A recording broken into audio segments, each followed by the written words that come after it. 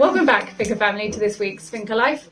As you will probably tell by this video, it's not going to be the most fancy, well-made one because our Celine is having a holiday, a well-deserved holiday.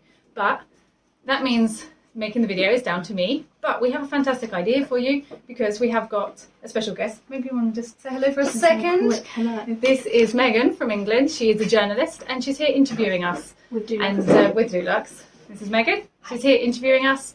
And we thought it would be a great idea to get this on camera so you can hear as I hear them, because you can confirm I don't know any of the questions. No, all surprises. So we're going to do it on camera and we're going to make this an interesting episode for you and hopefully an interesting article for you.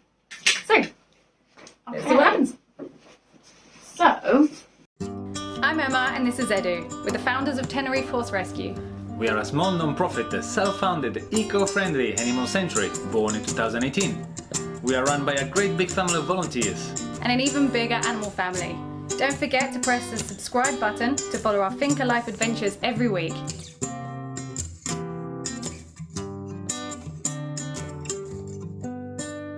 Emma, can you give me an idea of how the very first days of the Finca compare to what the Finca is like now? Wow, that's a question we have never had before. Unique, I like it. Good. How they compare, wow. Okay, from which point? We have the fact that when we started there was maybe 2-3 people, no electric, no fences, no security, no toilet, no running water. And now there's 40 people, 250 animals, and so much happening. That is very, very different. Really, really different. Really different. I think we had the same with the fact that it was the mission was the same, and you know it was great, but it's totally different. And how does that feel for you? Is it strange or is it kind of always amazing that it's evolved like that?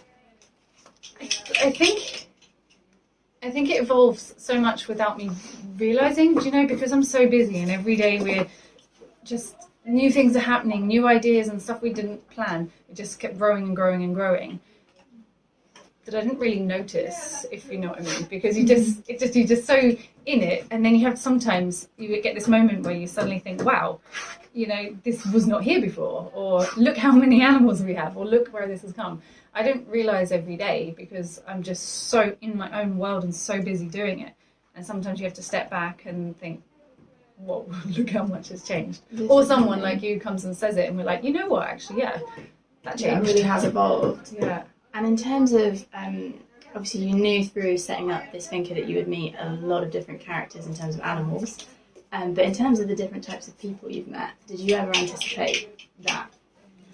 No, not at all. We didn't actually plan. That came secondary. We hadn't heard of Workaway or working abroad in exchange when we started it. We just thought it was going to be me, Edu, maybe a couple of local volunteers that would get involved, you know, the weekends or something. We didn't know that until a couple of people suggested it. So we didn't really think about that. We didn't really think about it becoming a community. That just evolved as well. That just happened. And thankfully, because it saved us, we wouldn't be this big. We wouldn't have grown without it. So we weren't prepared for the amount of amazing and interesting people because we didn't think about it.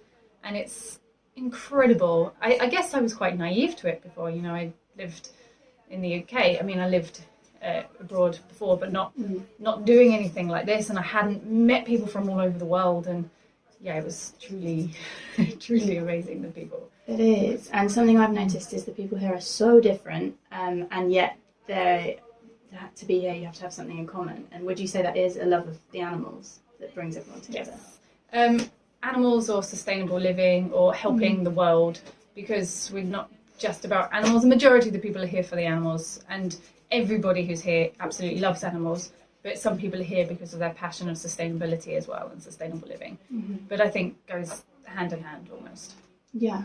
And in terms of the challenges of getting bigger, because I know they exist as well as the joys of getting bigger, what are they and what support would help the Finca out in growing now? Exposure. Obviously, financial help. I mean, that's an obvious one, but that's an obvious, boring answer. Everyone knows that growing, you need a lot of money. But that's unrealistic just to say, give us lots of money. So exposure, because exposure will help reach people that can help us, help reach people that can donate to the new land, that can help build whatever. Exposure will help us grow because that brings more people to know us, to know the mission we're doing, to help support it, grow our social media. All of these things indirectly pay us, which helps us get the money. It's unrealistic for me just to say we need the money. We do need the money, and that is the answer, but the realistic way of getting the money is exposure. Just to share the story. And Yeah. and would you briefly remind me of plans for the new land and what you'd like to do with it? The first thing we're going to do is a paddock paradise, which is a track system.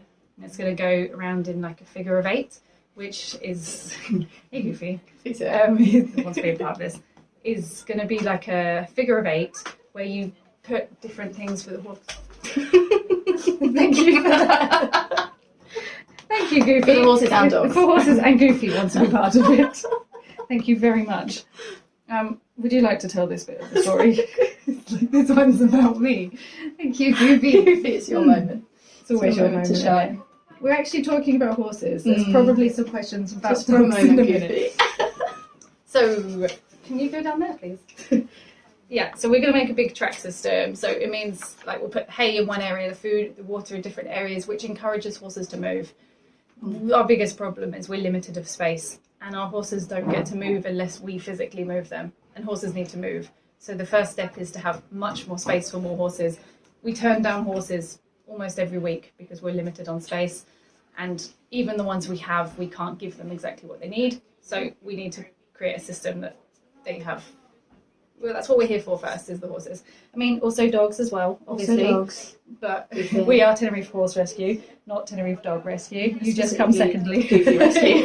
Tenerife Goofy Rescue. He's like, yeah, I'm rebranding it. And this is maybe a really mean question, especially with Goofy right there. Is there a particular animal story that you feel a real affinity with? I imagine there's lots, but any that sticks in your mind today?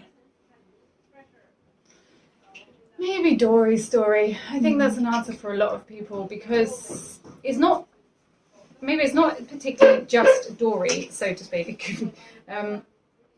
It's because that really demonstrated the lack of backup, help, knowledge from the island. Because as you may know, that the Spain that here is not, animal welfare is not really on our side. The laws do not help, and Dory was suffering so much, and the people that had her were actually genuinely nice people. And some people get upset when I say that, and they say, how can they be nice people abusing a horse like this? It wasn't their horse, it was their child's horse, and they dumped it on them. And they were a really old couple, and they were trying to help. They did what they thought was right for... Now he's going to come jump on you. They thought they were doing what was right for a horse. They gave it fresh food, they gave it fresh water, they gave it a clean stable, they gave her shoes and things they thought were right.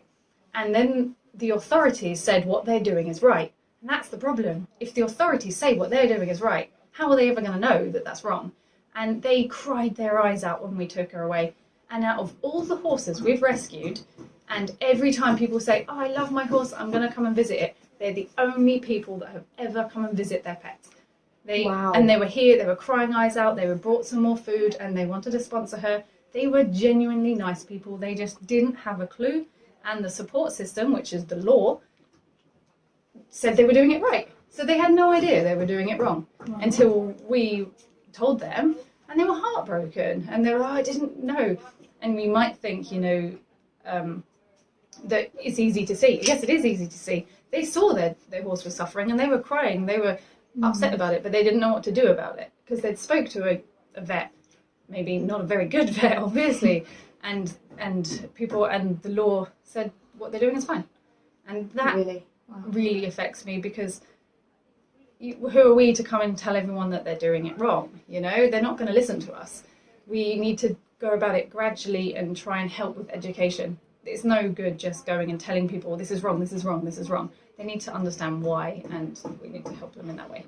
So that story always gets me because obviously the suffering that she went through was above and beyond, but she's not the only one. No.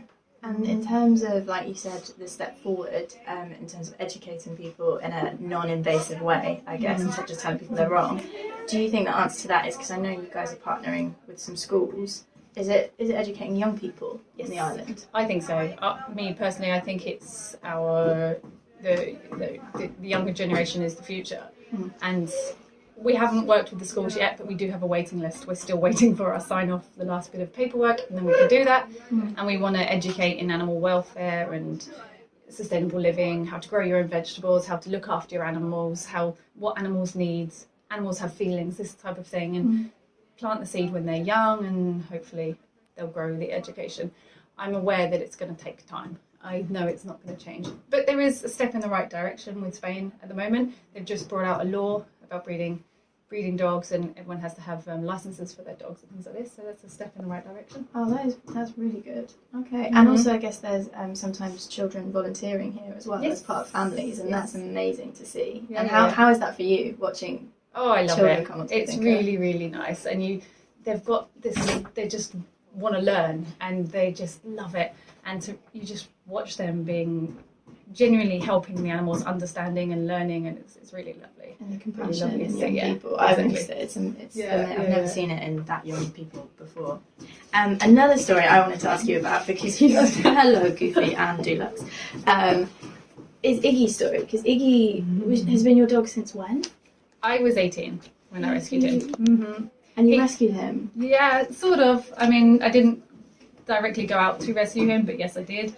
And I was a dog walker at the time, and it was a bad situation where he needed to come out of it, and the guy was like, you can just sort of take him, and I was 18 living in a caravan. I'm like, oh no, what do I do? I've got a dog now. This is commitment.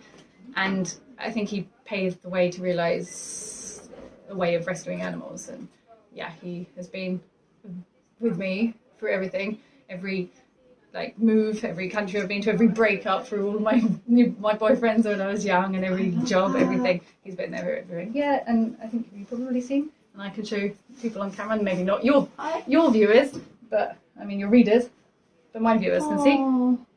This is Iggy. That's amazing. And when did you have that one done? Only a year ago, I think. Really? Yeah. Oh my God, so how old is Iggy now? He's 14. 14. He's old. But he's getting amazing. old. And does He's he love amazing. the Finca? Having seen him in all the different scenarios you've seen him in throughout your life and the different places, how does he mesh into a place with all these animals and people? He's incredibly adaptable. As long as I'm around, he's all right. He's okay. He loves dogs, he loves animals, he loves people. He's evolved with everything I've done. He is amazing, isn't he? He is. He's the best. Sorry, guys. If you don't listen. So, with a Finca like this, what do you go to sleep thinking about and wake up thinking about? Because I know you have so much on your shoulders here. Yeah, I have a notebook beside my bed when I wake up in the night. Almost every night, I'm like, oh, got to do this tomorrow, got this. And first thing I do in the morning is designate these jobs to people. I'm like, oh, I've just thought of something for you. Everything goes in my mind. Like, oh, this animal's this new medication. Oh, this one's time for this. And oh, I've got an idea. What if we do this? It might do this. I overthink a lot at night. I'm not surprised. I wake up in the morning like, ooh, and it's first thing in the morning where all these ideas here. And Edu is the opposite. He wants an hour in the morning and then I'm like, blah, blah, blah, blah, we need to do this. And he wants that. Stop for a second, please. So I've now learned to write everything down first thing in the morning, give him time to have a coffee, and then I bombard him with Everything things that needs doing. Yeah. You've already answered my next question, because my next question is, I think everybody here admires you and Edo so much as a partnership that can do this, but you're also, I guess, very different personalities, and that must really help. Like a yin, does it work as a kind of yin and yang, what you each bring Yes, to the Finca? I would say most of the time, yes, because what he's good at, I'm not, and what I'm good at, he's not. Like, I'm the more organised one, and who's sort of behind the scenes developing, and I've got the experience with the animals and this type of thing. And he's the one who's connecting around the island. He's got the languages. He's got the brawn. Yes, yeah, he does. He's building all the walls, and he does the building side of it. He does the sustainable side of it, and it really is a package that we didn't know we had, and it complements each other. But then there are some things that get lost in not translation, but in communication, where I want to communicate something like this and he will do it totally opposite, and then we fight about it. But I think not too much, considering we work together all day, every day. But actually, we don't see each other. Everyone That's thinks true. we're together all the time. We don't. We like passing ships. I'm running to this horse while he's going to that rock, and he's going to collect something there, and we sort of bump into each other. And we barely have any time together, honestly. Yeah. It comes at 9 o'clock at Sometimes. night, and then I'm too tired to And to you have other function. things going through through your brain. Yeah. On that note, what would your advice be to any partnerships considering doing something, whether it's like this or embarking on a huge project like this together? Don't. Can I say that? Yeah, you can. Don't do it. If you want to stay as a couple, don't do it. I love the honesty. Yeah. We were not together for a very long time before we committed. 1 year, in fact. Wow. And most of that was not in the same country. And we're like, yeah, we can do this. We know everything about each other. We were a bit naive. We did not know everything about each other. Yeah. It was very difficult. But for us, it paid off. It's worth it. And it works. However, it was very difficult.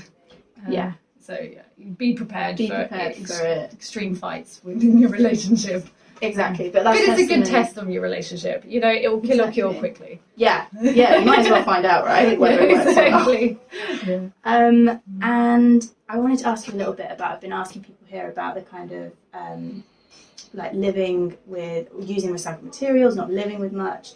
I just really noticed how happy, really happy people are in such a genuine way that I haven't seen in many places in the world. And I wanted to ask you whether you think not living with so many material possessions is a big part of that. Yes, definitely.